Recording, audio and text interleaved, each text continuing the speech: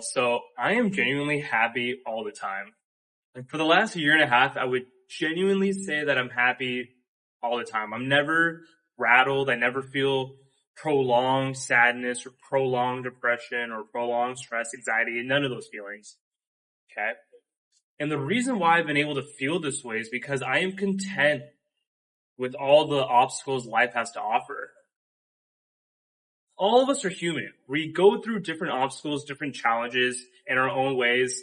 Severity of it may change person to person, but life isn't just a straightforward path, right? Like it's not like this. It's going to go up sometimes. It's going to go down sometimes. It's going to be just all over the place.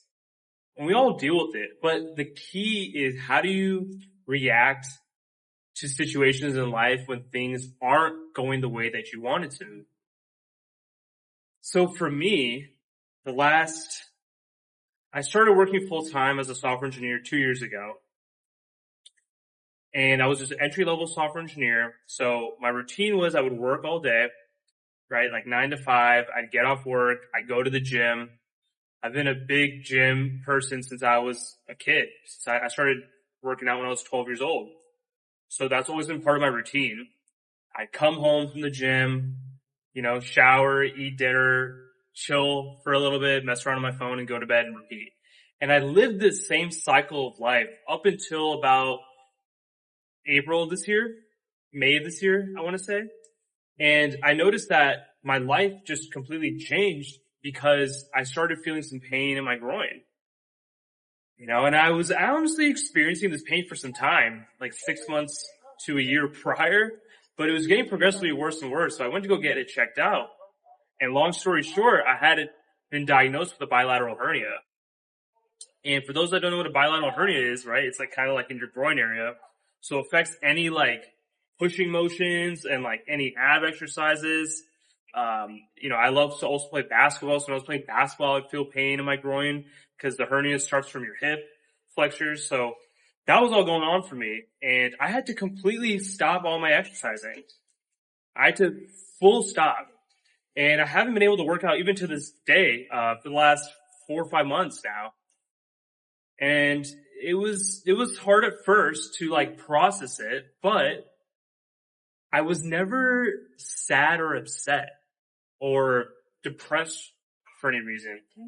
I use it as an opportunity to think of, okay, I have this X amount of time that I used to dedicate every single day to going to the gym. I have this excess time. What can I use it towards to help progress my life forward? Because the gym is always something that I would go to as an outlet to help my mind, get reset. Obviously the physical benefits of it, but more mentally is how I felt. So how could I replace that with something? So I was trying to figure it out. This is back in May, and I've been progressively month to month figuring out what's the best way to become more energized, really, because like the gym helps me. So I looked at different techniques. I talked about a video previously about NSDR, which is non-sleep deep breaths. That's a quick way to get energy. I started to learn more on how to study effectively because I felt because I didn't have as much energy due to not being able to go to the gym, I needed to find ways to retain information and study the most effectively. So I'm not spending prolonged, unnecessary amounts of time to work. So there was these little things that I was trying to learn to help keep my career progress forward. On top of me dealing with this issue, my responsibility at my job completely took a turn where we lost some employees. Some people got laid off on my team.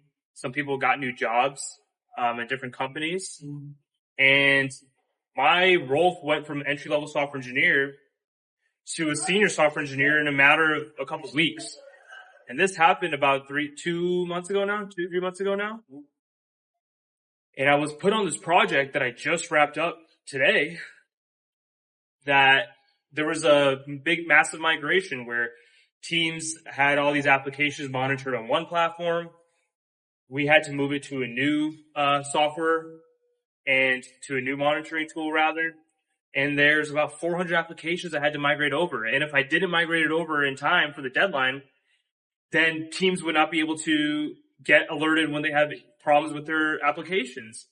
when I mean alerted, they just need to be notified, like whether it's through email, we use this platform called ServiceNow to let them know that, hey, your application is not working the way you intended to. So it was a lot of pressure. I only had 6 weeks to work on it because I was also working on a couple other projects because we've been short staffed. So I say all this to say that there's all these things that have been going on, right? And not once did I feel like, and I put 2 fingers up there, but not once did I feel I was upset or sad. And the reason for that was because I was putting in 10, 12-hour days to get all these things fit in, still recovering, right? I would use the gym as an outlet, can't do that.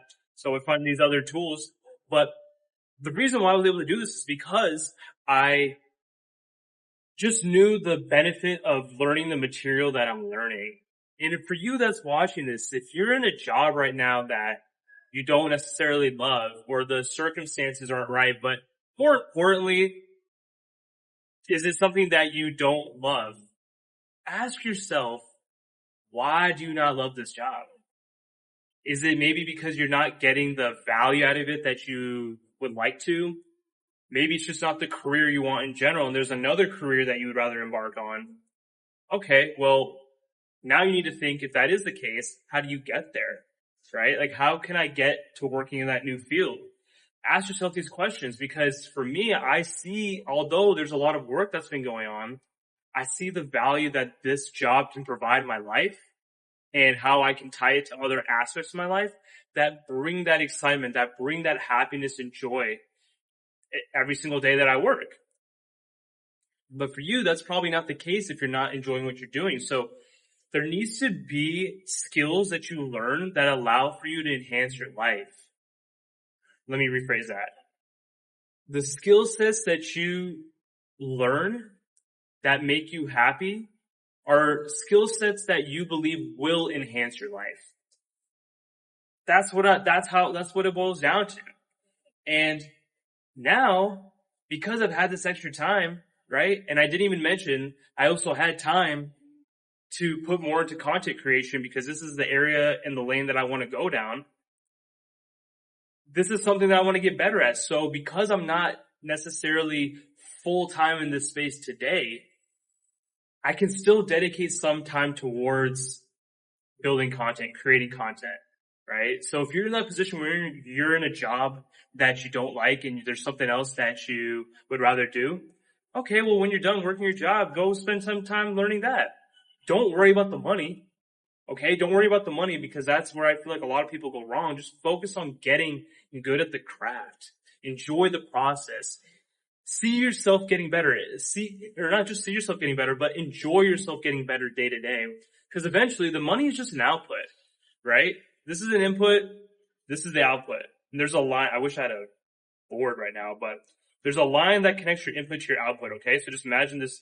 Let me go over here. I'll go over here. Imaginary line, okay? If you work extremely hard on the inputs, right?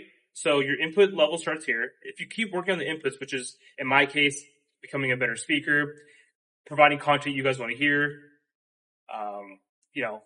great video quality, things of all that nature, right? If I get good at those aspects, then I will see this line connected to the output get greater and greater. And what's the output for all? We all want to make money, right? We all want to make a lot of money to the point where we're financially free to do whatever it is that we want to do with our lives.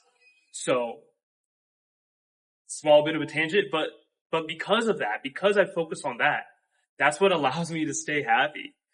And I hope you guys understand that it's not about the obstacles. It's not always about the challenges, but it's always how you find the perspective to be able to see the benefit from those challenges. And when you look at everything as a challenge and not something that's hard, you're allowing yourself to put the onus in your own hands and allow yourself to rise to the occasion, because challenges allow you to rise to the occasion. Saying something is hard is just defying it as what it is, and there's nothing that can change it from being hard because it's hard. Challenges are not like that. So I hope you guys like this video. I hope you guys are inspired to understand that life isn't always about how you want it to go. And you best believe as soon as I'm able to work out again, which is here in a few weeks, I'll start with lightweight, but I'm going to incorporate the gym and everything else that I'm doing. It's not going to just be one or the other. So that'll be the next step. That's how life keeps going. You keep progressing, right? That's how you always stay happy as well and feel better. So anyways, I hope you guys like this video. Like, comment, subscribe if you haven't already. Share with a friend that needs to hear this, and I'll catch you on the next one.